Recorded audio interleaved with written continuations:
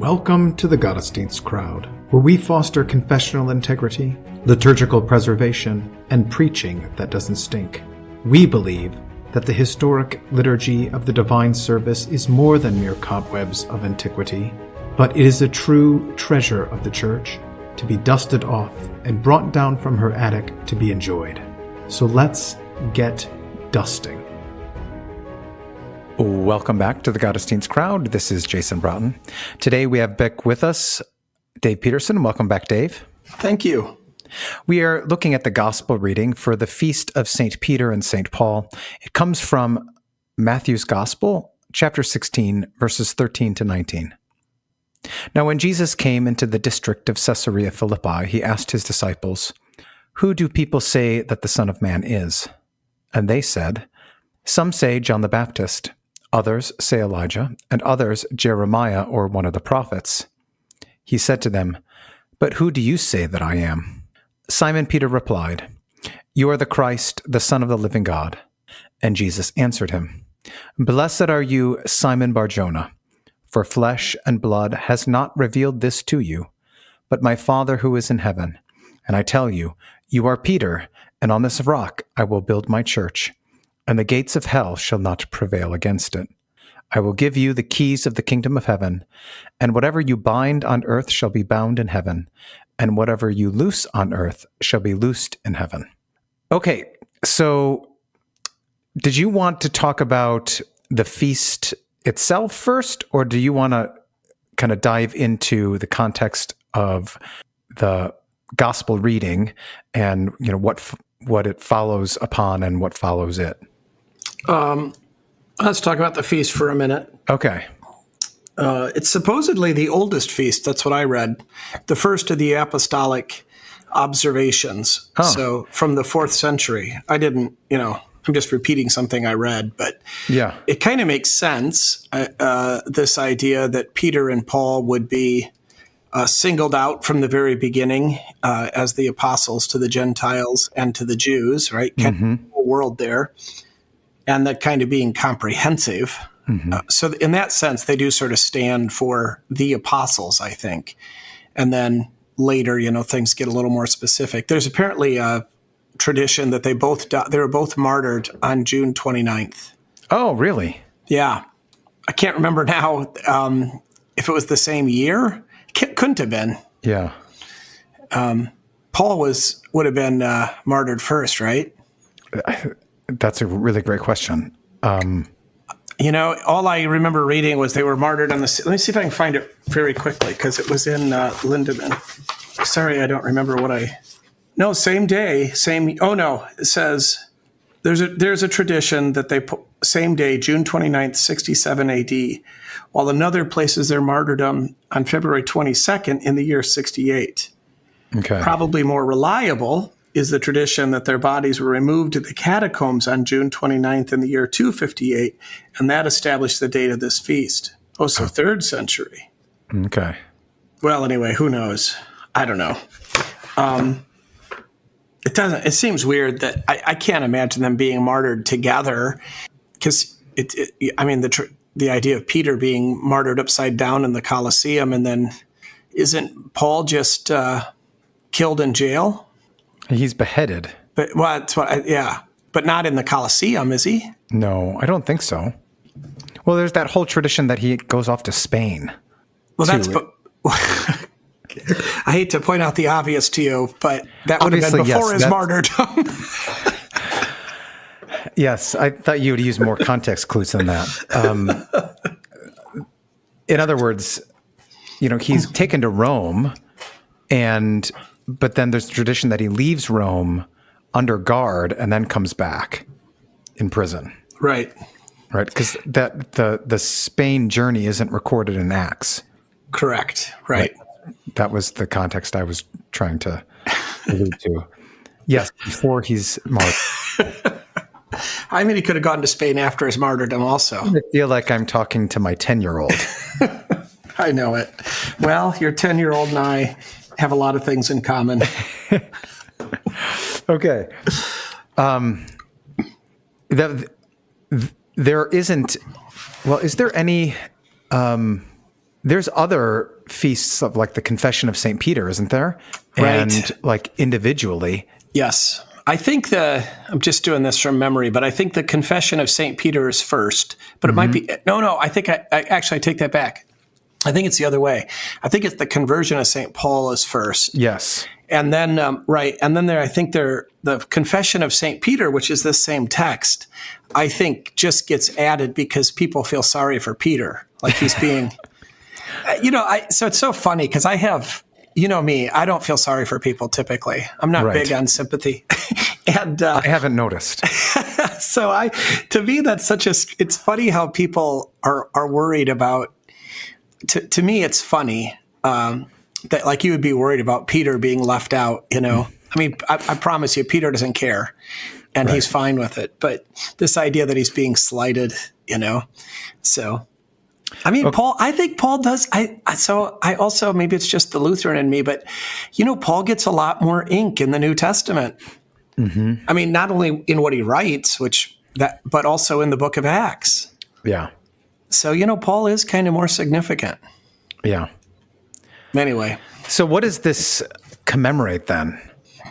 I think the idea is that it's commemorating the apostles, all 12 of them or 14 of them or however many there are, right? That just the fact that God actually, I mean, especially coming kind of off of Pentecost, just a month before, but that God actually provided the apostolic ministry as the foundation of the church. And in that sense, it's also, I think, kind of a celebration of the Bible again, right? The New Testament explicitly, but the fact that, and I think that it's also, a kind of reminder that even though there's some tension between Peter and Paul, in the end, they are united, right? They do have a singular message, as we see in the book of Acts, right? I mean, it's great in the second reading for the day is Galatians 2, 1-10, and it's perfect if you stop at verse 10. But if you read verse 11, it's hilarious because, of course, that's where then Peter brings up his rebuke of Paul brings Peter. up his rebuke. Paul brings up his, thank you. Mm-hmm. So it's kind of like you just got to stop there and hope nobody's paying attention. But no, not really. I mean, the emphasis, I think, is that, look, there were issues in the early church. Peter, we know, has his issues. Paul obviously had his, but they are reconciled in Christ. There is a unified doctrine, even though, Peter needs a rebuke and Paul has to stop murdering people. So. Yeah, and speak more clearly. Yes. Yeah, and I think, we've talked about this before, but I think Paul was in the wrong with Barnabas. We've talked about this before? I don't remember this. Oh, haven't we? I think Paul is too hard on Barnabas when he forbids him from coming along on that second journey. And then, they're because of John Mark? Right. So then they come back together, later. And I think it proves, I mean, this is pretty subtle, but I think it shows that Barnabas is in the right and Paul was being too harsh. So I think we see something of Paul's flaw there too. Do you think that comes out then in the pastorals where it's like, don't be overly harsh, or Ephesians? Yeah, maybe. It seems though that's good. I had never actually thought to try to, I don't know when the pastorals were written. I know. This would be a great study, wouldn't it? Yeah. To try to put these things into order when he's writing these things. And I'm sure somebody has, but I have not paid attention to that, to my shame. And it would be very interesting to see. I mean, I remember, Winger makes a big deal of the timing of the letter of Ephesians, though I can't remember what the point of it is. Because of the... it was around Pentecost, wasn't it? Or some feast? Oh, it has to do with because it has to do with the fact that Paul does something with somebody from Ephesus. He brings a Gentile into the temple who's from Ephesus. That's what somehow, boy, my brain's foggy today. I'm sorry. Anyway, I don't know. Well, I think that would be a really great book, to have some historical commentary. Yeah. Linking Acts, the letters of Paul, and maybe that's already out there. I don't know. Probably is. Yeah. It would. So that it would read, so you could read not only what he's writing to everyone, but then in one letter, so not have it be a commentary, so to speak, but just see how that all flows together and what's going on at the same time. Yeah, it would. Well, and you just wonder, right, when Paul says then, right, don't provoke your children to anger, right, is he thinking of his own failures there? Mm-hmm. In terms of the ministry. Yeah. Or like in, Timothy and Titus when he's like, this is how you rebuke older people. Oh, yeah. Yeah. Do you think he's old? Do you think Peter is older than Paul? I don't. My sense is that Paul is older than Peter. Yeah. But I also had the sense that Barnabas was older than Paul. Oh, really? I don't know why. That's how I imagined it. Yeah, sure. I don't have any reason I thought it was the other way. I would think Peter and Paul are about the same age, but it would make sense if Paul's older just because of the education that he's had. Right. Yeah. Well, anyway, should we get to the text? So the context of the text, so just before that, the Jews are demanding signs, right? Right. And then the only sign that's going to be given is the sign of Jonah. Yep. I know that specifically Peter's the son of Jonah. Right. But is there any kind of linkage there that this is the sign or a relation to the sign, the confession that Peter makes? So I can't remember again where I read this. It might have been Gerhardt. I think the connection is that Simon, that when he's the son of Jonah, he's the son of wrath. And so now he's no longer, but flesh and blood has revealed something to him. And now he's not Simon Bar Jonah, son of wrath. Now he's Peter. That might be Edersheim. Okay. I just remembered that. I think Edersheim makes that point. I don't know why. Does the word Jonah? The word Jonah doesn't mean wrath. Doesn't the word Jonah mean rest? I think so. Well, I don't. Well, maybe just the son of wrath because of the. Well, they're not going to get any sign except the sign of Jonah, who is unrepentant, and all of that stuff, and the Ninevites coming. Anyway, I'd like to make it a kind of law gospel thing, where the Simon Bar Jonah is what he was, but now not flesh and blood, but instead the Holy Spirit has revealed to him the Christ. You've also got a really nice thing. Well, anyway, so I think that's the context. Yeah. So I was thinking in terms of you have this repetition within verses of the word Jonah.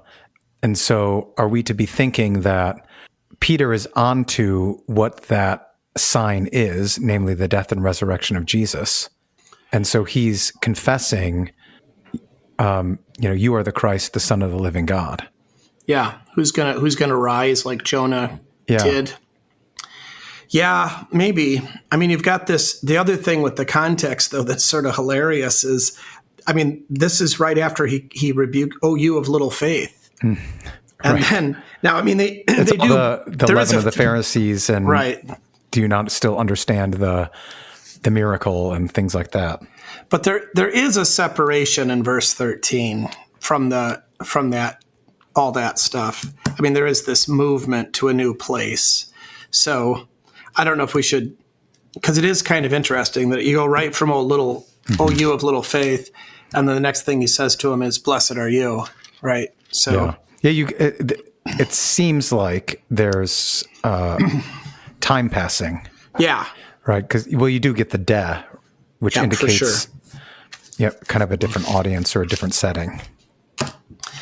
Right. So there is that. At the same time, I think we do see we don't need the old "you of little faith" to realize that Peter's not perfect in himself. You just have to read a couple more verses. Right, just a couple more verses. Exactly. So he is presented, throughout this as a human being who's struggling against the flesh, even though he's had this revelation. Is there something to how often's the case, like just in words we are bold, but then in other things we're not? Yeah. Well, I think so. That's a great. Yeah, exactly. I love this. I love so there's a bunch here, so I don't want to miss any of it. But this thing about who do you say that I am is important, I think, as opposed to who do you think that I am? Because so he wants to know who are you, right? This is your public witness. This is your confession, what you're actually saying. And I think it has to do with, what you say in public. So because he asks them, who do other people say that I am, right? Oh, and you've got the two natures too. Who do men say that I, the Son of Man, am? And then, beautifully, Peter's going to say, well, you're the Son of the living God. Yeah. Not the Son of Man. I mean, though, not that you know what I mean. He's not correcting him. He doesn't correct him. No, he's confessing both natures, right? And so, but yeah, I think that in this context, I think because how do you know what other people say, right? You actually have to hear them. You're not asking what they think. So it has to do with not only what they say with their mouths, but also how their lives say it. Mm-hmm. How do they treat Jesus? Mm-hmm. Who do they say that he is, and how do they act about who he is? And then I think that's the same question. Well, who do you say that I am, rather than think? So I think, though, you got to start. Okay, so I want to push back a little bit against maybe what you didn't mean, but this idea that our actions should correspond with our words is, of course, absolutely the ideal and what we should always be striving for. At the same time, not to belittle our actions in any way, but I think we do have to make this statement that what matters most is what we say. So it's how do I say this? If I say that I love my wife, but then don't act in loving ways, this is a huge problem. Mm-hmm. But if I don't at least say that I love her, then even if I act in loving ways, it's going to be problematic. It has to start with the heart, and the mouth reveals what's in the heart, right? When we're dealing with like holy marriage, right, we have to start with how we speak to and about one another. And we work on actions at the same time, to be sure, but that kind of central reality of what you say, I think is key. Does that make sense? Mm-hmm. In a similar way, I think this is why the office of the ministry is the preaching office. I mean, it's mostly about talking. How do you affect the sanctification of your congregation? It's by talking and talking and talking and talking. Yeah. I mean, it's not the only thing we do, but it's got to, right? We have to start with the heart, and we get to the heart through the ears, and then the heart reveals itself through the mouth, and of course, through the arms or legs or whatever. But that's got to be the most kind of foundational reality. So we're always going to struggle. So I want to bring this to, so that's at a kind of personal level. Yeah. Go ahead.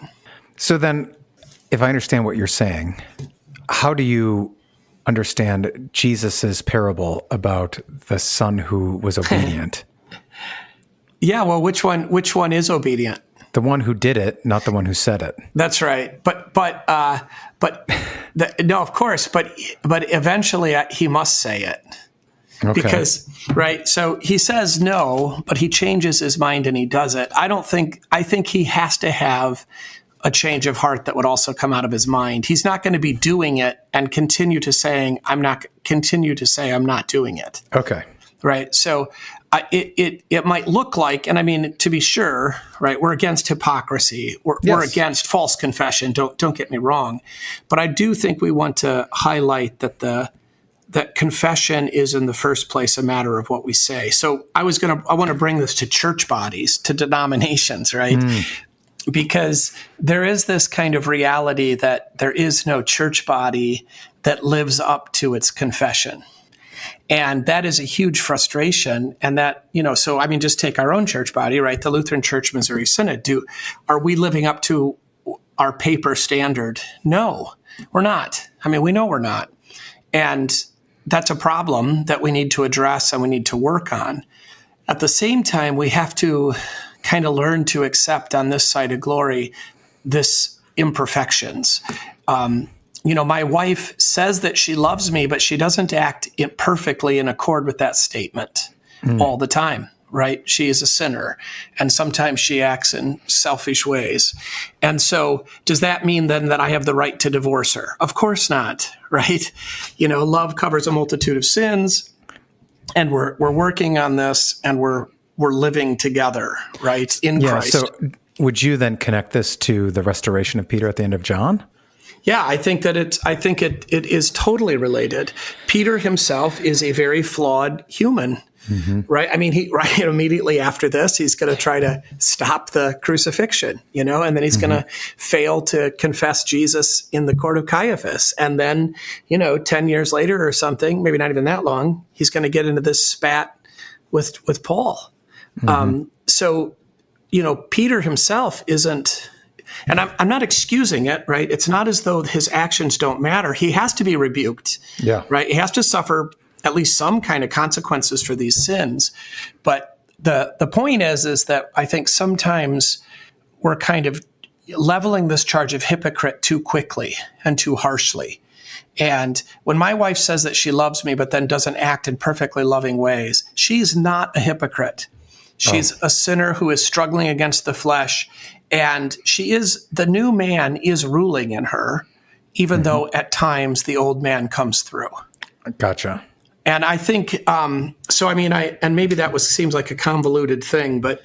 Well, I guess I understand. How do we speak about that clearly so that it's understood that we're not saying, like, your actions don't matter? Right. Or that we just say, well, such and such church within this church body, they still hold to the Book of Concord. And so we'll just, become like your average district president where we just overlook things. Right. No, right. For sure, we don't want that. And it can be, of course, it's subject to abuse. There's no doubt. But I do think the way we talk about this is it's kind of a Maslow's pyramid, that we have to sort of have a hierarchy and a recognition that, if the confession isn't pure on the paper, right? If confession isn't pure, we can't move forward. So now it is possible to have a pure confession. It is actually possible to say the right things. Again, you go back to holy marriage. It is actually possible to speak correctly about God has made us into one flesh and we love one another. It is actually possible to say, right, I subscribe to the Book of Concord because it is an accurate exposition of Holy Scripture. So you can say the right thing and know intellectually and in your heart that it's true, and then find it difficult to carry out because of weakness, laziness, pressure, corruptions, and so forth. But if you can't even say it, then it's right off the table. Then, the next thing has to be, I think, always, is it actually the standard by which you are judging? So if your wife says, I love you, right? She says all of the right things, while making love to another man. This is not acceptable, right? So, you have to say, wait a minute, right? You're not actually, it's one thing to have a moment of weakness, and to struggle against the flesh. It's another to make a confession that isn't actually affecting your life or your behavior. So if my wife says, I love you, and then, sees that I left my shoes in the doorway, again, and she trips over them and then cusses at me. By the way, she would never do that. But if that's a kind of, understandable weakness and response to outside pressure that is different than a complete contradiction of everything she just said. Yeah. And so I think, in the Missouri Synod, for example, we have the right confession. Absolutely. And then, insofar as we struggle to carry it out, some of that can be kind of chalked up to moments of, just take, for example, the most kind of egregious, or maybe not the most egregious, but the most sort of prevalent abuse amongst us, I would say, is closed communion, right? Not really practicing closed communion. So we got a congregation or a pastor who, somebody shows up from the ELCA who was confirmed at his congregation and still has relatives there, but has, completely, obviously embraced all this false doctrine, and then wants to take communion at his church. And the pastor does it, communes him, because he's afraid of the person's relatives, or because he's afraid of the conflict it will create with this person, or even because, at worst, he doesn't actually believe. He thinks that Holy Communion is the gospel, and the gospel will change this guy's heart. And right, nobody should ever be told no, because it's all about hospitality. Yeah. So any of those kinds of things are possible, right? Or there's probably a couple others. He also could maybe just be ignorant. Maybe he doesn't know the guy's Elka. Or something. So you've got this sort of, these levels of transgression. And I think now the difficulty becomes we have to try to actually discern. We know what happened. He communed somebody that he shouldn't have, but we don't know why. So now we have to actually talk to him, right? We have to find out, why did you do this? What was your thinking? What was your understanding of this? And his response is going to be very telling. And in some ways, it almost doesn't matter. It does a little bit, but what he says, so much as if he's willing to be rebuked and corrected by the Book of Concord, right, and our doctrine. So if he says, well, I did it because whatever, I was afraid, that's an honest admission. And we can say, well, we should fear God more than we should fear the members. Right? So you should go by what the Bible says, not what society says is nice, right? And therefore you should repent. And if he says, that's absolutely right, and I am really sorry, and I am ashamed, and I want to do better, right, then we absolve him. And then if he finds out that it's still hard to do, right, the next time, well, that's kind of understandable, but there is this expectation and this hope that he'll grow in faith and encourage through the absolution, and he'll do better. But so that would be the best case scenario in a way. And that could be kind of for any of the excuses that caused him to do this. Even if he just says, I was just tired. I just did like fighting, and I just gave in, and I just pretended like I didn't know. Right.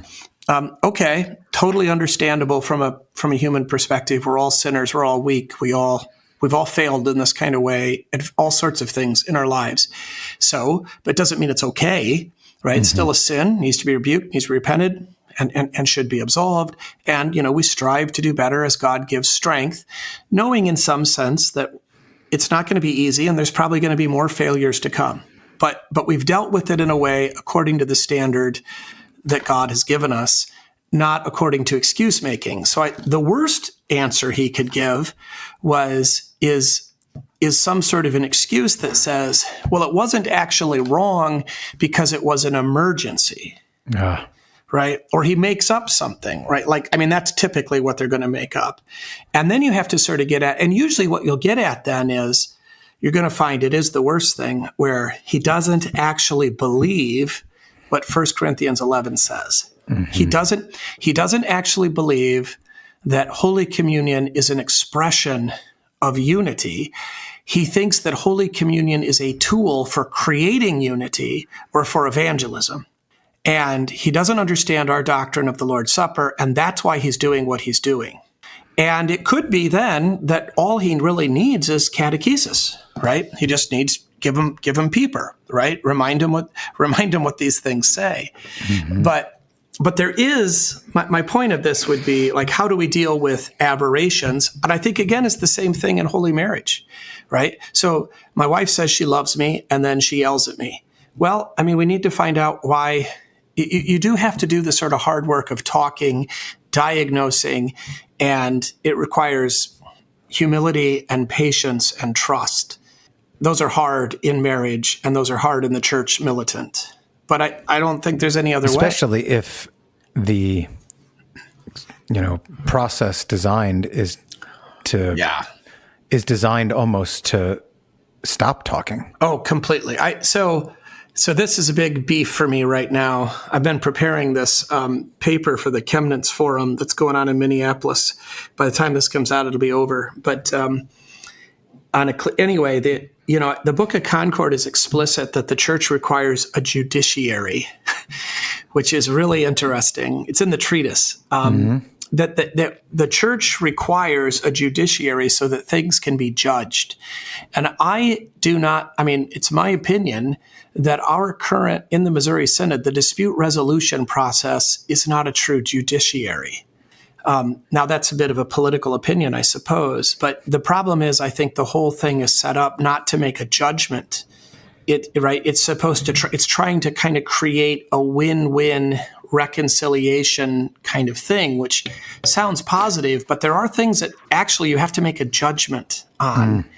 And it could be that one person's wrong and the other's right, or they're both wrong. But there are a lot of times, and now there might be times in the church where the dispute actually isn't theological or isn't moral. It's just actually a misunderstanding or a personality conflict, but see, personality conflicts are moral. There's a sinful problem with there. It could be the only kind of really legit case for a full-on, I think, dispute resolution sort of thing would be if that's actually been a miscommunication.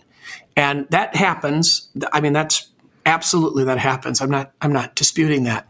But that also requires a judgment. But it still requires a judgment, yes. Right? And so I think the biggest kind of problem in the Missouri Synod, maybe that's too much, but it's certainly one of the issues in the Missouri Synod is that we don't have a good system currently for adjudicating these things. The process is onerous. It is heavily bureaucratic and very, very slow. And it wants to avoid making judgments. And no one wants to be the judge. Right. And I think this is, so anyway, yeah, I think we just see this. We had what I believe was a pretty efficient, it wasn't perfect, but we had a board of adjudication up until like 1980 something. And it was a panel, basically a jury. It was elected by, it was one of those things, was elected by the Synod and Convention, had a wide, supposed to have a widespread, somebody from the East Coast, somebody from the West Coast, a teacher, a DCE, a woman, whatever. It had a diversity of people that were kind of consisted of this jury. And it would actually hear cases and decide. And I think, well, it's another thing. Some things, I think too much has been left to sort of the individual discretion of the district presidents as well. And I'm not disparaging any one of them individually. None of our current district presidents designed the system. Correct. They're just trying to live in it. But there is really terrible inequity with how, for example, cases of divorced pastors are dealt with from district to district. So there's no real synodical policy or standard. There are a few vague sort of things that each district president kind of on his own. And they handle it differently. Some of them, probably seek counsel from others and so forth, but there's not a clear process. So, are you the innocent victim? That can be judged,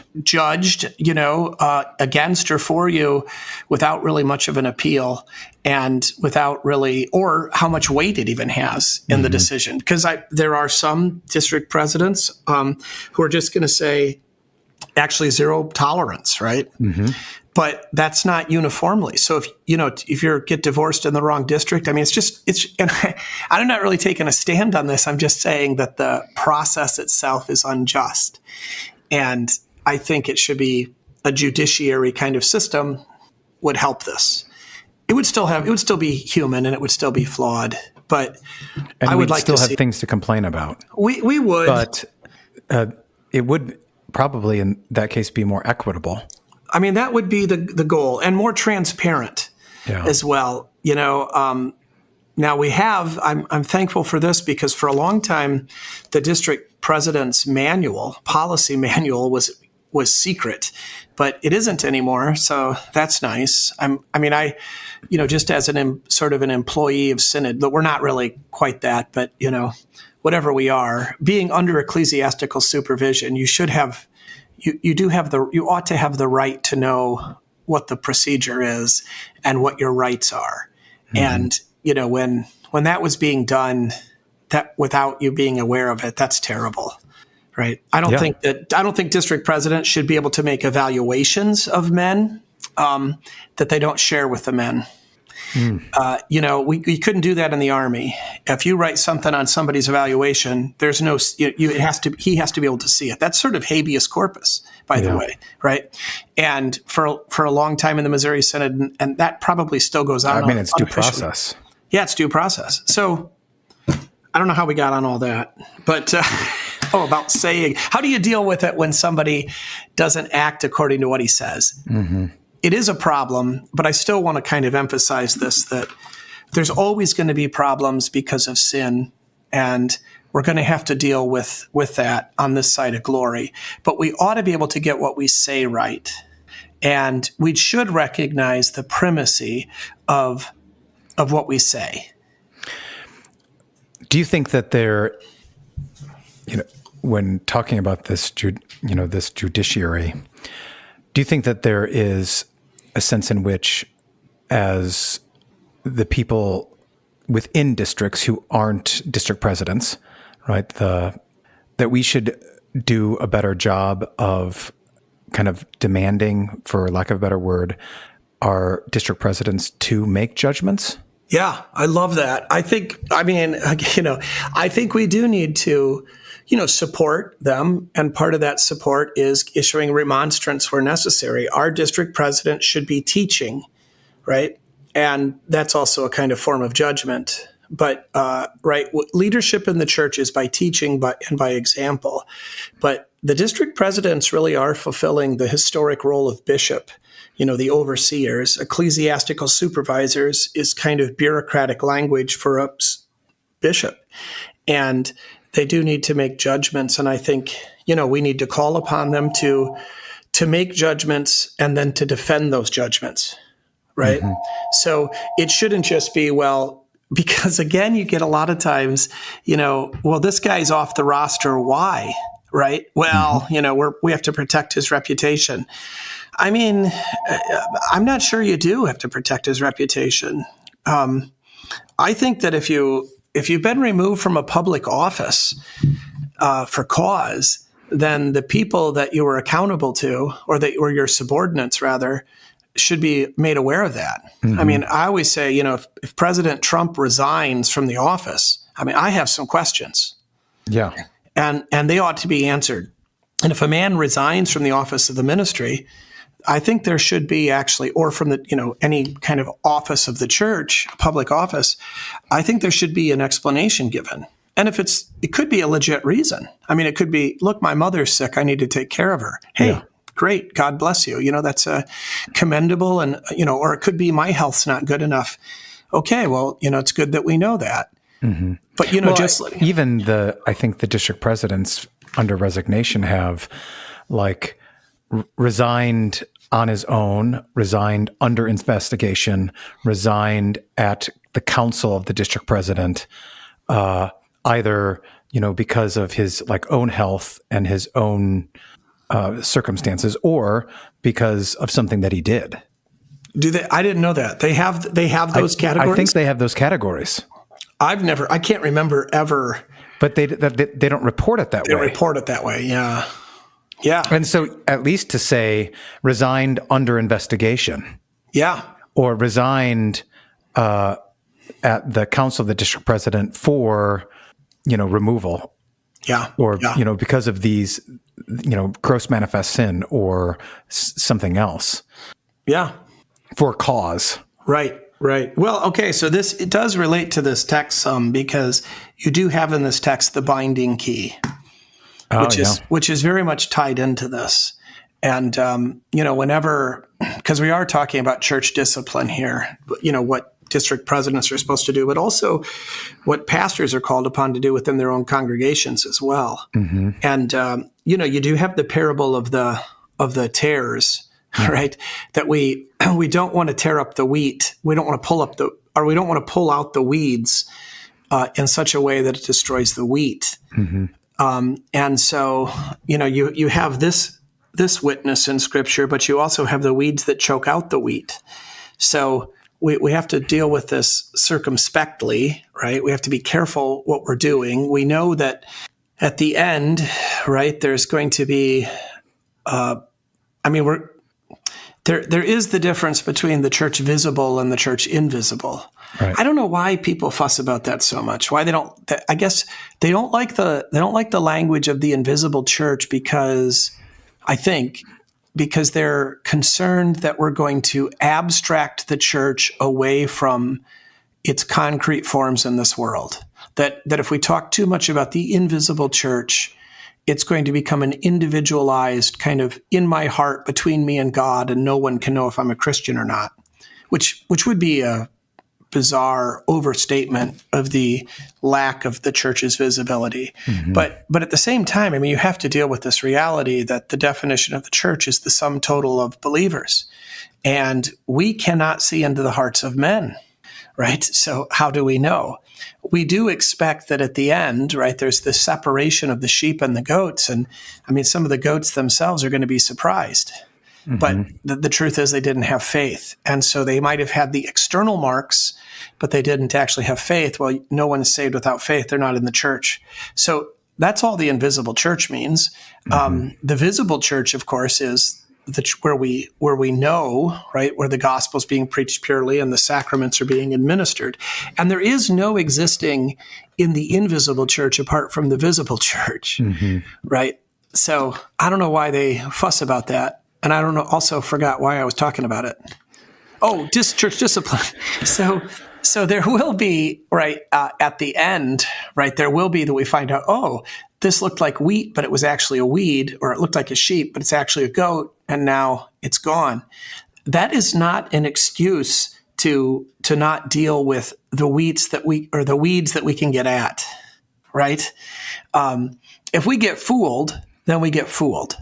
But that doesn't mean that we willfully turn a blind eye while there's a wolf, however you pronounce that word, running through the flock. Yeah. Right? Well, wolves don't look like sheep.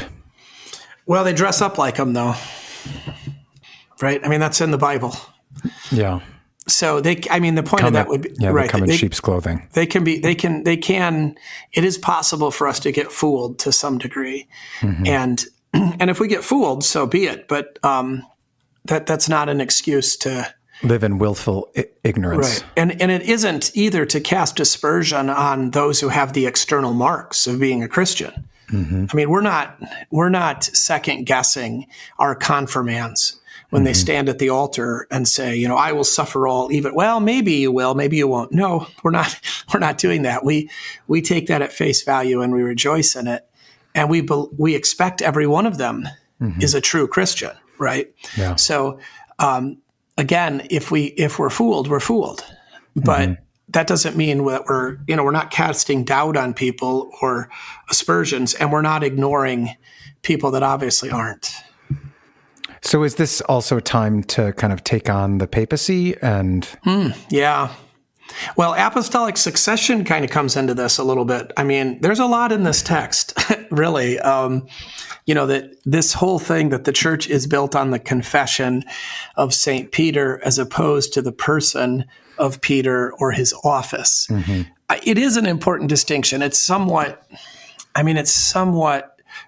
philosophical, I think, because we can't really separate Peter's confession from Peter's person, right? But earlier on, you're kind of doing the same thing. Yeah. When you're saying the emphasis is on what people say, not necessarily what they do. That's right. And I think that's exactly where you got to go. So it's the truth is, right, this is I think apostolic succession is another problem in our church and our day. I mean, what I mean by that is I don't think actual apostolic succession is a problem.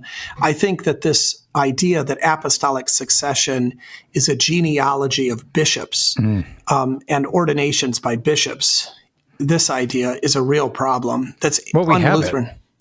Well, what we have, we don't, we sort of do. I mean, but not the way that they would recognize it. We define bishop differently than, that's right, than Rome does or the Anglicans. That's right. I mean, we agree with them that you can't be ordained without a bishop. Mm-hmm. But we define the term bishop more broadly than they do. We define it the way the Bible does. Correct. That we find that the word bishop and presbyter and elder are interchangeable in Timothy. And so you have this reality that the words are used interchangeably in the New Testament. So, right, we don't really believe that no one among us has ever ordained himself. Right. Right. We're not just self-chosen. We're going to ordain ourselves. Or ordained just by the laity. Or ordained just by the laity. It happens in concert with the church as a whole, both bishops, that is pastors, and hearers. Right. Yeah. And even if you do have ordination by, a bishop that's recognized as a bishop and all of that stuff, and was ordained himself by a bishop and has the genealogies, if you don't have the apostolic doctrine, you don't have apostolic succession. Rome doesn't have apostolic succession because they don't have the apostolic doctrine. Mm-hmm. And it is the doctrine that matters. And you also have this. It's both. It is both. Because the actual ordination is part of the doctrine.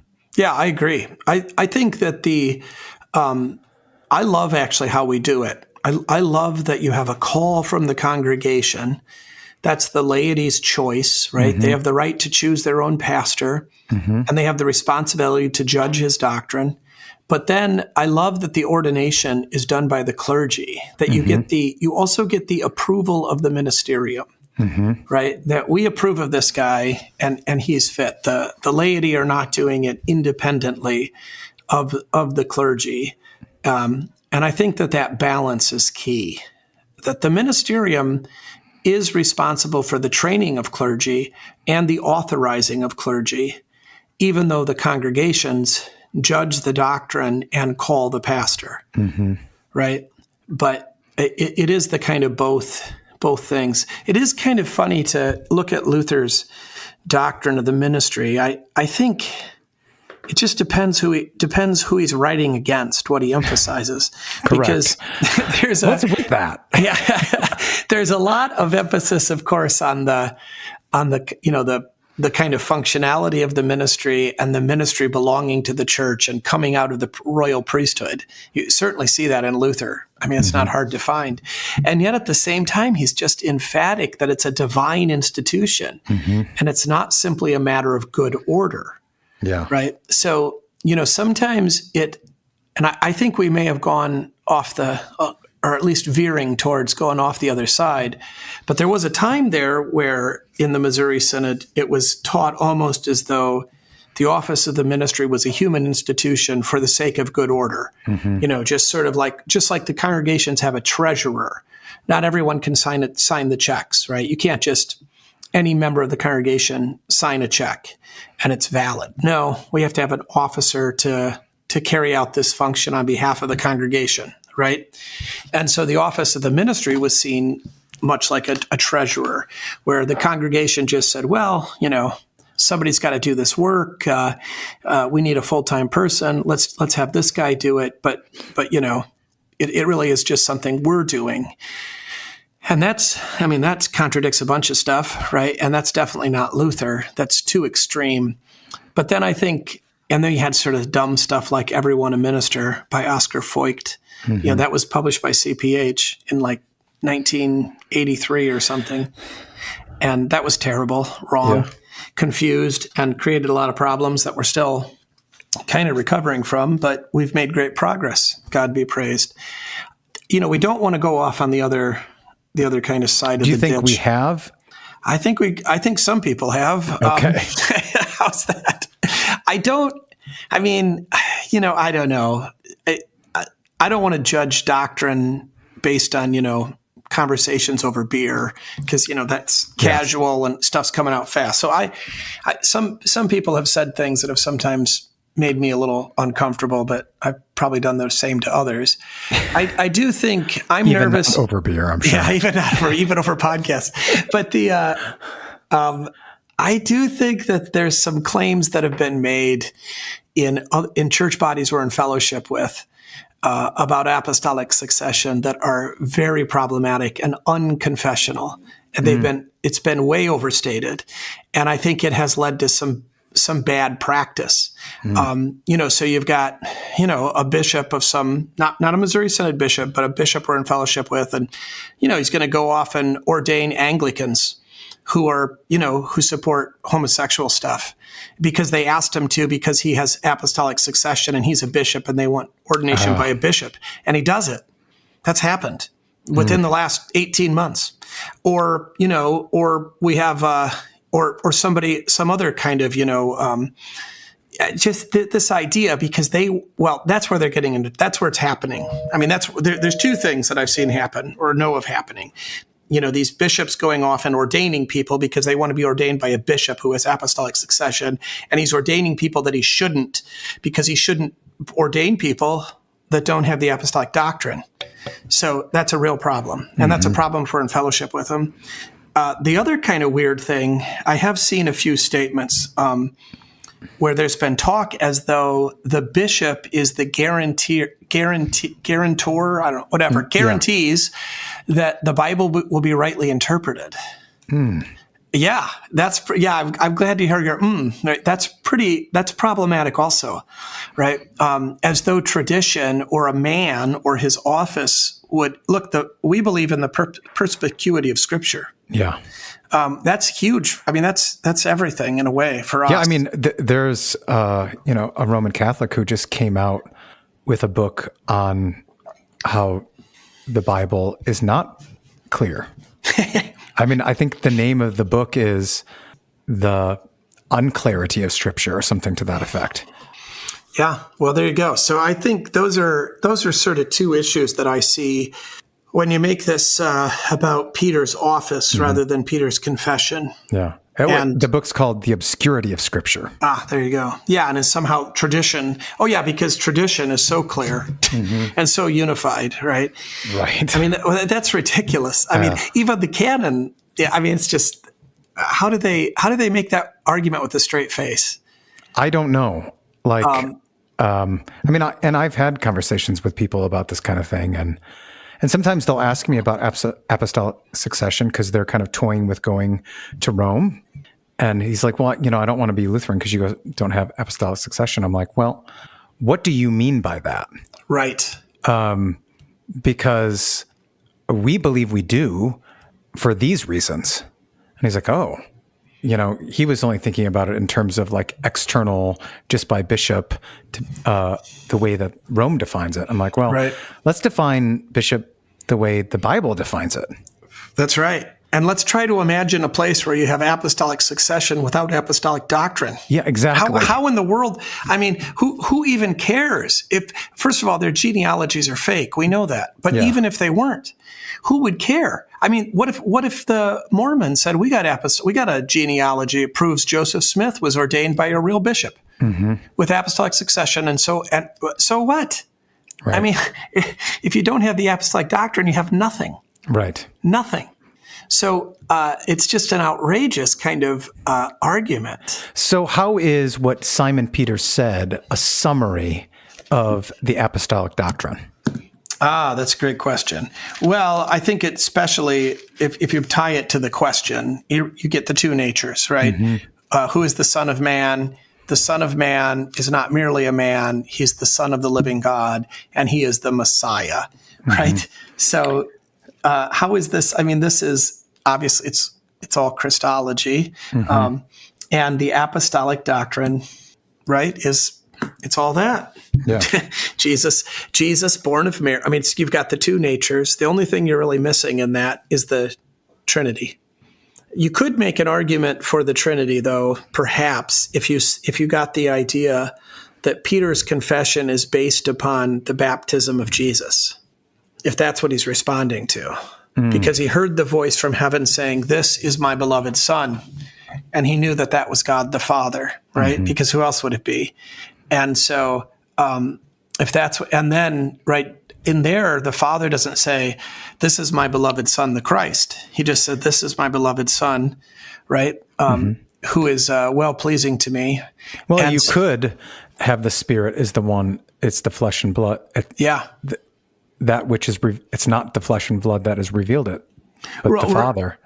Right. But that's not, you said how's Peter's confession, Yeah. the summary. But but you definitely have the Spirit there. I agree. Yeah. Yeah, you've got a great third article argument there that it's not flesh and blood, or as Luther would say, not by reason or strength. It's not by reason or strength, but the Holy Spirit has called me by the gospel. Mm-hmm. And what is the gospel? It's that Jesus is the Christ, the Son of the living God. Mm-hmm. Right? That's a great thing too, to think about. Like that's a fun thing to ask the children, right? Is this law or gospel? Because we've sort of taught them to think in this kind of narrow way, right? And then they have to really kind of puzzle, how is this God doing something for me? Well, his being the Christ, the Son of the living God, is for you, right? I mean, it takes them a second to kind of think that through. So in some ways, the apostolic doctrine is the foundation, right? Yeah. But you also get this sense in what follows upon what Jesus is saying in terms of flesh and blood not revealing it. And he says that he'll build his church on this, and the gates of hell shall not prevail against it. So it has like an outward movement, doesn't it? Yeah, yeah. That it's actually attacking the gates of hell.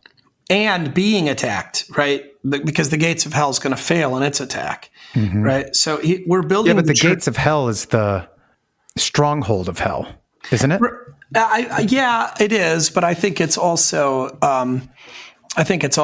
like the White House. It's the place from which the orders come. Right. And so, because it's not going to prevail, and it's not simply not prevailing by not staying closed. I mean, it's not prevailing against the confession of St. Peter, right?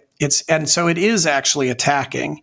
And there is this, that God is going to and does establish his church in the midst of hostile territory. I mean, I think we can imagine, like Luther's always saying this thing, wherever God builds a church, the devil builds a chapel. And I think it's kind of the opposite, Martin. I think that actually the whole world is a chapel to the devil, and God builds his church right in the middle of it. And we're the ones, in a sense, that are reclaiming, we're in hostile territory, but we're like Abraham in the promised land. We believe it belongs to us, right? That, God says, look at those gates of hell. Those are yours. Right? Yeah. Just like he says, look at Jerusalem, look at Salem, look all around. This is all yours. Well, there's a fortified city there with an army. They don't think it's mine. Yeah, but it is. But it is. And that's what that's right. And that's what it's like, look, God is, wherever the devil builds the gates of hell, God builds a church. And it's right there in the shadow of it, right? You gotta build the church in Mordor. And it wasn't always Mordor. So, and it's being reclaimed, and we are winning, even though it looks like we're losing. Yeah. And that's the really kind of, well, let's see. We got through, that was, the devil was, why do I have host written down? What did that mean? Oh, hostility. That's what that meant. So yeah, we got the devil here. We've got the hostility of the world, and right in the midst of it, right, Peter is able to make this confession that changes everything. The devil can't touch him. I mean, he's going to have to live in the shadow of this, and he's going to fail at times, but he belongs to God. So then, given that, what's the significance of the keys to the kingdom of heaven being on earth? I don't know. What do you mean by that question? Or did you have an answer? I don't. Doesn't it just, I guess I just think it means, again, right, that this on earth is the gates of Hades. You are loosing sins, right? Or maybe, you're not just loosing sins, you're loosing the shackles of the devil, right? You're setting the slaves free. And it does kind of indicate that no one is going to overpower unless the door is open to him. Yeah. Right. So like the fortitude of the gates of heaven, you can only come in by the keys. Yeah. through the door. Right through the door. Yeah, I love this. I always like to say that God doesn't like closed doors. Except that he, does bind. Yeah, well, the apostles, but yeah, right. There is that binding, right? Whatever you bind on earth will be bound in heaven. Well, it's, yeah. So should some time spent on the use of the binding key? Maybe, right. I mean, this is probably, if we're talking about, judiciary or adjudication, that is not something that is often used. No. Yeah. And I mean, there is this distinction. And I'm not arguing that we should use it more. I'm just saying, no, I get you. Are we not using it how we should be using it? For sure. We're definitely not using it how we should be using it. I mean, because we're not using it. And it is a very difficult kind of, and it is difficult to know exactly. I don't think we've ever struggled with this. I've never seen this treated in a theological fashion or even really commented on. And how does the church exercise the binding key in a society where congregational membership is a voluntary whatever. Right. I mean, they just quit. What do you do when they quit? Yeah. And, the government doesn't recognize this. And, we can warn them, but and then you have also, but I guess what I want to question is, can we say, yeah, you can't quit? Well, I mean, right. And then go to the voters. We will remove you. Right. Well, I mean, is that an option? It is. It should be. I've never done it. When people quit, I let them quit. Mm-hmm. I don't take it to the voters' meeting and try to make the voters excommunicate them. I've had to I've had to put people under the ban. Yeah. Same. And I've gotten close to excommunication a few times. Same. But it's always kind of fallen apart, and it's fallen because apart. Because they quit. They quit, and also, I mean, the voters haven't really had the will to do it, and neither have I. Uh-huh. So there's kind of this, there is this sort of relief that they quit, which feels pretty wimpy to me. Yeah. But I don't know. It is kind of a strange thing in our society, though. I mean, and what the other thing? Okay, so the way that the excommunication is supposed to work.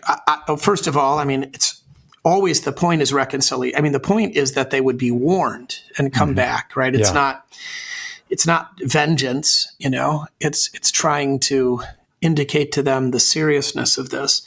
But there is meant to be some societal pressure on them. Mm-hmm. And the problem is, I'm not living in, Germany in the 1500s. Right. And so my members, they can get away from us easily. Mm-hmm. There's no sort of societal repercussions, or very little societal repercussions for them of being excommunicated. So, we warn them and we tell them, and they just go, I'll go someplace else. And they do. And, they're sort of fine. Now, hopefully they don't go to another Missouri Synod place. Hopefully we have that much kind of, bond together. But I mean, although, I mean, I'm one of the few guys, in my circuit that I'm letting people know when someone visits here from their church. Right. Well, sometimes it happens, oh yeah, so-and-so came by, and right. But I not don't very do often. It. I get so many visitors here. It would be hard to keep up with because of the seminary's locale. Right. There's people coming through here all the time, and I don't report when people come. But maybe maybe that's something that wouldn't be that hard to reinstitute. I mean, I used to do it when I was in Michigan. Yeah. I was going to say the other thing is that when we put somebody under the ban, we probably need to announce it publicly to the other. I mean, how do we? To the other members. Well, and not just to the other pastors. Yeah. I mean, how in the world, because they can just show up, and so you just sort of taking the person under the ban's word for it that he's a member in good standing, which I suppose maybe that's fine. I know John Hill in Wyoming encourages his guys. He says, if you put them under the ban, we got to send out a district-wide email. Mm-hmm. But, he doesn't send it out synod-wide. Right. What about the congregation? It's in the corner of Nebraska. He doesn't tell so we don't really know how to deal with this. Mm-hmm. And, we've got a mobility. The society's mobile in a way that they weren't. And we've also got there's just kind of ways for them to get away from it. Yeah. So I think we should think about it. Mm-hmm. I haven't done a lot of thinking about it except to sort of recognize the difficulties. I don't have any solutions. I don't even know anybody really talking about these difficulties. And maybe the problem is we don't want to talk about it because we don't want to find solutions because the solutions might be costly and awkward and difficult. Yeah. I mean, Scammon wrote about it, a year ago or so. What did he say? I don't remember. I don't remember everything he said either, but it's on our blog. Okay. He had some theses on excommunication. Oh, I should go check those out. I don't remember that. I missed it. But it should be something that we take up. It and is. Actually, I agree. Study. Yeah. And create a more foundational process. Yeah. That, we can actually follow instead of each guy kind of making up his own thing. Right. Well, yeah. And we're all culpable on this. Sure. I think I'm not trying to point fingers. No, I know. But I just, I think it's going to require some humility. Yeah.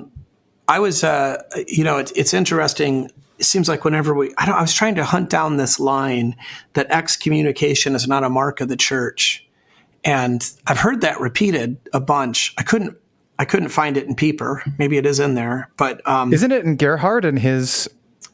I don't on the see church? it. I don't see it. I mean, maybe I'm just somehow my eye is skipping it, but I don't see it. I thought it's when he takes up church discipline. Maybe I got to look under church discipline. I don't see him saying it explicitly in that way. And what I was going to say was, of course, what the Melanchthon says, the marks of the church are the pure gospel, the gospel purely preached and the sacraments rightly administered, and that's enough.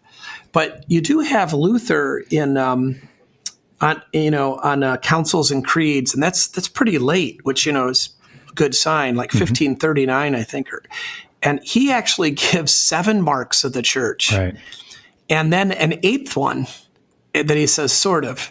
And the 7 marks it's not excommunication, but it is discipline. And that is that there's actually admonitions and warnings and things taken seriously. So he does actually include it. And there was another place where he kind of includes that idea. Though he doesn't use the word marks of the church. He uses, what was it? But it's what it means. But the 8th one is interesting too, because the 8th one is actually good works. He says we could count another one and it would be good works. And then he says, but the problem with that is unbelievers can fake good works. Mm-hmm. So it's not that reliable of a mark.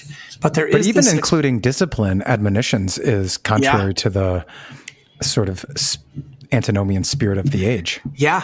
Well, and good works. Sure. both of those things. Yeah. No, I think that document's an important document for that reason, to sort of see that Luther at least recognizes, even if it's not in the Apology, that, that the church is bigger than just kind of this minimalistic thing. And, I would like to add another one.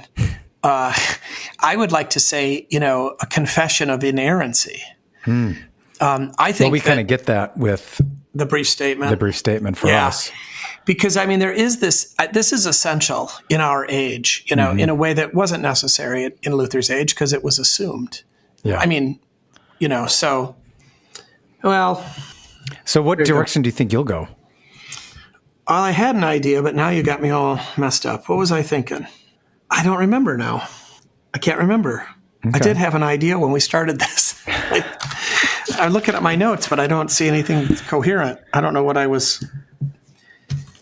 Oh, well, I guess. Yeah, go ahead. I was thinking of maybe making something of this Son of Man, Son of God. Oh yeah.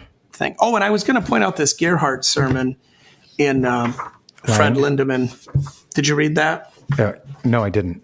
So it's volume Volume 3, Fred Lindemann's Sermon on the Prophets. He has Saints Peter and Paul, and he has a long sermon by John Gerhardt. Yeah. I think Reprisonation Press released the sermons, the festival day or feast day sermons of Gerhard, and I think there's one in there as well. It might be the same one. Yeah, It could be. It probably is. Yeah, it probably is. But it's hilarious. So he doesn't do an Old Testament type this time. He goes to Revelation, and he preaches a whole sermon about kind of the way that the church, the city of Jerusalem, is described in the Revelation to St. John, and how that teaches us all sorts of things about the church. And after talking about that for 20 minutes, he starts his sermon, which would be another 3 sermons in our world. Right. So there's 4 sermons in one sermon. Yeah. But you could really easily take. I was thinking about maybe taking that third part of Gerhardt's sermon. That's another possibility. Okay. Good. Any final thoughts? No, I think that's enough. Okay. Well, thanks for your time, Dave. Look forward to chatting with you again. All right. Thanks, Jason.